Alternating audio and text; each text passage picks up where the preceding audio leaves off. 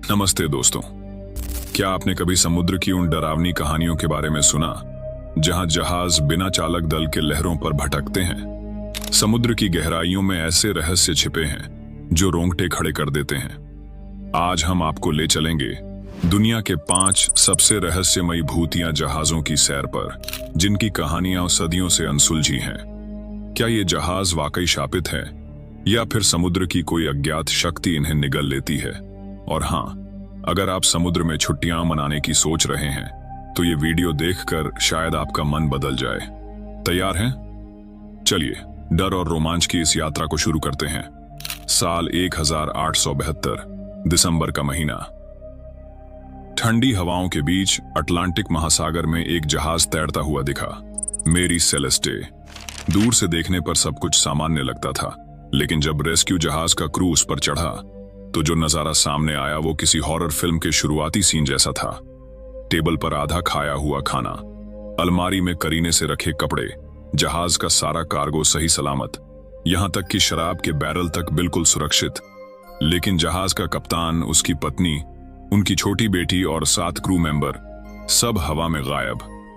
जहाज की डायरी का आखिरी पन्ना बस 10 दिन पुराना था और उसके बाद एकदम सन्नाटा। जांचकर्ताओं ने सोचा शायद डकैती हुई होगी, लेकिन एक भी तोड़फोड़ का निशान नहीं। तूफान की संभावना भी खत्म हो गई क्योंकि जहाज पूरी तरह सुरक्षित था। फिर क्या हुआ? कुछ का मानना था कि शराब के बैरल से जहरीली गैस निकली, जिससे क्रू घबराकर लाइफ बोट में बैठा और फिर समुद्र में कहीं खो गया।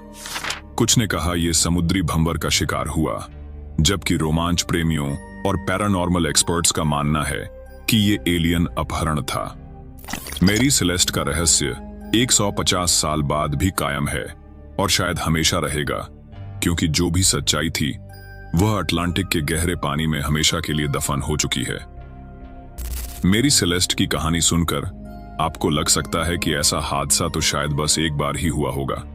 जहाज पर लोग गायब, कोई संघर्ष नहीं और कारण आज तक अनजान। लेकिन दोस्तों, समंदर के पास सिर्फ एक नहीं बल्कि ऐसे कई किस्से हैं जो यह साबित करते हैं कि उसकी गहराइयों में कुछ ऐसा है जिसे इंसान कभी पूरी तरह समझ नहीं पाएगा। और अब जो कहानी मैं आपको सुनाने जा रहा हूं वह तो मेरी सेलेस्ट से भी ज्यादा डरावनी है, क्योंकि इसमें सिर्फ लोग गायब ही नहीं हुए बल्कि जहाज पर मौजूद हर इंसान एक अजीब और खौफनाक हालत में मरा हुआ मिला। और फिर पूरा जहाज रहस्यमयी तरीके से विस्फोट होकर समुद्र में डूब गया। मिलिए उरांग मेडन से। साल 1947, इंडोनेशिया के पास मलक्का जलडमरू मध्य में कई जहाजों ने एक अजीब और डरावना रेडियो संदेश कैच किया। सारा क्रू मर चुका है, मैं भी मर रहा हूं। आवाज कमजोर, कांपती हुई और बेहद भयभीत लग रही थी। और फिर कुछ सेकंड के बाद खामोशी। पास के जहाज सिल्वर स्टार ने तुरंत दिशा बदली और उरांग मेडान नामक इस मालवाहक जहाज की तरफ बढ़ा। जब रेस्क्यू टीम उस पर चढ़ी तो उनका सामना ऐसा दृश्य से हुआ जिसने उनकी रूह तक जमा दी। पूरा क्रू डेक पर बिखरा पड़ा था, उनकी आंखें पूरी खुली, मुंह ऐसे खुले जैसे किसी ने आखिरी पल में चीख को रोक दिया हो, और चेहरों पर ऐसा आतंक मानो उन्होंने अपनी मौत से पहले कुछ ऐसा देखा हो जिसे इंसान देख ही नहीं सकता। अजीब बात यह थी कि उनके शरीर पर एक खरोंच तक नहीं थी, मानो वे एकदम स्वस्थ अवस्था में अचानक मर गए हों। यहां तक कि जहाज का कप्तान भी अपनी केबिन में उसी हालत में मिला, डर से जमे हुए चेहरे के साथ। रेस्क्यू टीम ने सोचा जहाज को किनारे ले चलें, लेकिन तभी डेक के नीचे से धुआं निकलना शुरू हुआ। कुछ मिनटों में आग भड़क उठी और सबको मजबूरन जहाज छोड़ना पड़ा। फिर एक जोरदार धमाका हुआ, उरंग मेडन समुद्र की गहराइयों में समा गया और सारे सबूत हमेशा के लिए खो गए। कुछ जांचकर्ताओं का मानना है कि जहाज शायद किसी अवैध रसायन या जहरीली गैस की तस्करी कर रहा था, जिसने लीक होकर क्रू को मार दिया। वहीं पैरानॉर्मल रिसर्चर्स का दावा है कि यह किसी अलौकिक शक्ति या समुद्री श्राप का शिकार हुआ। सोचिए, एक ऐसा केस जिसमें कोई गवाह नहीं, कोई सबूत नहीं, और जहां आखिरी शब्द सिर्फ इतना था, मैं भी मर रहा हूं। क्या सच में यह विज्ञान का मामला था या फिर समंदर के अंधेरे में छिपा कोई राज जिसे इंसान आज तक समझने की हिम्मत नहीं जुटा पाया? लेकिन दोस्तों, ये कहानी यहीं खत्म नहीं होती। अगर आपको लग रहा है कि सबसे डरावना पल आप सुन चुके हैं, तो जरा ठहरिए। असली डर तो तब शुरू हुआ जब इस रहस्यमयी जहाज का रास्ता बदल गया और वो वहां पहुंच गया जहां कोई जाना भी नहीं चाहता। और वहीं से शुरू होती है हमारी अगली दास्तान। साल 1985, प्रशांत महासागर के बीच एक मछली पकड़ने और कार्गो ढोने वाला जहाज MV जोइटा अपनी मंजिल पर कभी नहीं पहुंचा। उसे सर्च करने में हफ्तों लग गए और जब आखिरकार न्यूजीलैंड के पास पाया गया तो वह आधा पानी में डूबा हुआ था, लेकिन फिर भी तैर रहा था, जैसे किसी रहस्यमयी ताकत ने उसे डूबने नहीं दिया हो। रेस्क्यू टीम जहाज पर चढ़ी तो उन्होंने देखा पूरा क्रू गायब, सारे लाइफ बोट्स, नेविगेशन टूल्स और कार्गो के कीमती सामान भी गायब। अजीब बात यह थी कि जहाज का रेडियो इस तरह से छेड़ा गया था कि वह सिर्फ सुन सकता था, भेज नहीं सकता था, यानी मदद के लिए कॉल करना असंभव था। कैबिन में आधा खाया हुआ खाना, बिस्तरों पर बिखरे कपड़े और दीवार पर कैलेंडर जो उस दिन पर रुका था जिस दिन जहाज लापता हुआ था। ये सब देख किसी के भी रोंगटे खड़े हो जाते। जहाज की हालत ऐसी थी मानो क्रू ने जल्दबाजी में उसे छोड़ दिया हो। लेकिन सवाल यह था, क्यों? कुछ का मानना है कि शायद इंजन फेल हो गया और पानी जहाज में भरने लगा तो क्रू ने सोचा वो डूब रहा है और तुरंत लाइफ बोट में बैठ गया, लेकिन फिर वे समुद्र में कहीं खो गए। कुछ और थ्योरीज कहती हैं कि जहाज समुद्री डाकुओं के हमले का शिकार हुआ और क्रू को मार दिया गया, जबकि पैरानॉर्मल मानने वाले कहते हैं कि यह समुद्र का श्राप था। और जो सबसे डरावना सवाल है, अगर जहाज डूब रहा था तो वो हफ्तों बाद भी कैसे तैर रहा था? MV जोइटा का रहस्य आज भी पुलिस फाइल में अनसॉल्व्ड के नाम से दर्ज है और शायद हमेशा रहेगा, क्योंकि जो भी असली कहानी थी वो उन लहरों में हमेशा के लिए खो चुकी है। लेकिन यहां मुश्किलें यहीं खत्म नहीं होती।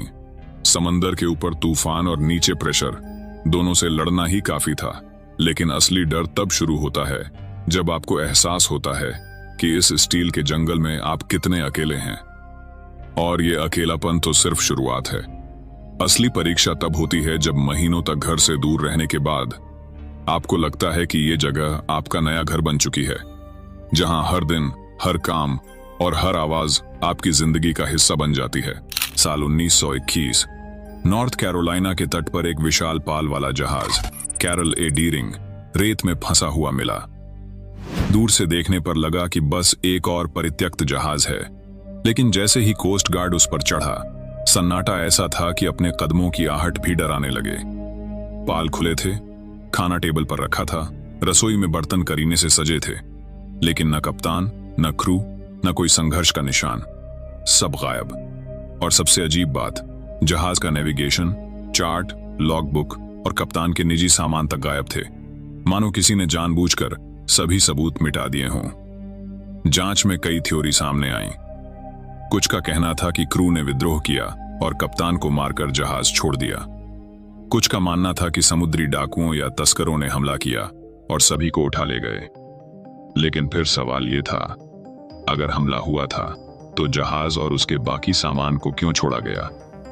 कुछ एक्सपर्ट्स ने इसे बरमूडा ट्रायंगल से भी जोड़ा, क्योंकि कैरल ए डीरिंग उस समय उस रहस्यमयी क्षेत्र के काफी करीब से गुजरा था। और फिर आया लोकल किस्सों का तड़का। मछुआरे कहते हैं उन्होंने जहाज को दिनों पहले बिना किसी के चलाए तैरते देखा था, जैसे कोई अदृश्य ताकत उसे चला रही हो। आज भी यह मामला अमेरिकी समुद्री इतिहास का सबसे उलझा हुआ रहस्य है। और जब भी इसका नाम लिया जाता है, लोग कहते हैं शायद कुछ रहस्य ऐसे होते हैं जिन्हें समुद्र कभी खुलने नहीं देता। लेकिन दोस्तों, यह तो बस शुरुआत थी। असली डर तब शुरू हुआ जब लहरों ने उनका रास्ता ही बदल दिया। जहाज अपनी मंजिल से मीलों दूर अनजान पानी में बहने लगा। किसी को अंदाजा नहीं था कि आगे क्या होने वाला है। और फिर हुआ वो जिसने इस सफर को मौत का खेल बना दिया। अचानक मौसम बिगड़ गया। हवा ऐसे गरजने लगी जैसे कोई दैत्य चीख रहा हो, और मूसलाधार बारिश ने जहाज को डुबो देने की कसम खा ली हो। यहां से उनकी जिंदगी एक टिक टिक करती टाइम बम में बदल गई। साल 2003, ऑस्ट्रेलिया के पास का समुद्री इलाका। एक मछली पकड़ने वाला जहाज हाई एम 6 धीमे धीमे लहरों पर तैरता मिला। इंजन चालू था, ईंधन भरपूर, डेक पर मछलियों के जाल फैले हुए थे, लेकिन हवा में सड़न की गंध थी, क्योंकि डेक पर पड़ी मछलियां दिनों से बिना किसी के संभाले सड़ रही थी। सबसे अजीब बात, पूरा क्रू गायब था। जहाज में पानी, खाना, यहाँ तक कि क्रू के कपड़े और व्यक्तिगत सामान भी मौजूद थे, मानो वे बस कुछ मिनट के लिए गए हों और फिर कभी लौट कर न आए हों। जांच में पता चला कि जहाज का आखिरी रेडियो संपर्क कई दिन पहले का था, जिसमें सब सामान्य था। कोई संघर्ष, खून खराबा या तूफान का सबूत नहीं मिला। जब पुलिस ने क्रू के परिवारों से बात की तो कोई भी ये नहीं बता सका कि आखिर क्या हुआ, मानो सभी एक अजीब चुप्पी साधे हुए हों। थ्योरीज कई हैं। कुछ कहते हैं कि यह किसी अवैध मछली पकड़ने या ड्रग तस्करी ऑपरेशन का हिस्सा था और क्रू को बीच समुद्र में खत्म कर दिया गया। कुछ का मानना है कि वे समुद्री डाकुओं के शिकार हुए, जबकि पैरानॉर्मल मानने वालों का दावा है कि जहाज किसी समुद्री श्राप से टकराया। लेकिन सबसे डरावनी बात यह है कि इतने साल बीत जाने के बाद भी क्रू का एक भी शव, एक भी लाइफ बोट और एक भी ठोस सबूत कभी नहीं मिला। हाई M6 का रहस्य आज भी खुला है, और जो भी हुआ वो शायद हमेशा उस नीले अंतहीन महासागर में ही दफन रहेगा। दोस्तों, ये कहानियां हमें याद दिलाती हैं कि समंदर सिर्फ खूबसूरत ही नहीं, बल्कि रहस्यों और खतरों से भरा एक दूसरा ही संसार है। जो बहादुर लोग इन लहरों से टकराते हैं, वो हमें सिखाते हैं कि हिम्मत और इंसानी जज्बा किसी भी तूफान से बड़ा होता है।